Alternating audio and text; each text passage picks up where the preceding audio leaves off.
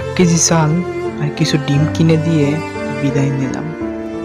তিনজনের সংসারে একদিন খুব ভালোভাবেই চলে যাবে। খুবই অদ্ভুতভাবে বেড়ে ওঠে এরা।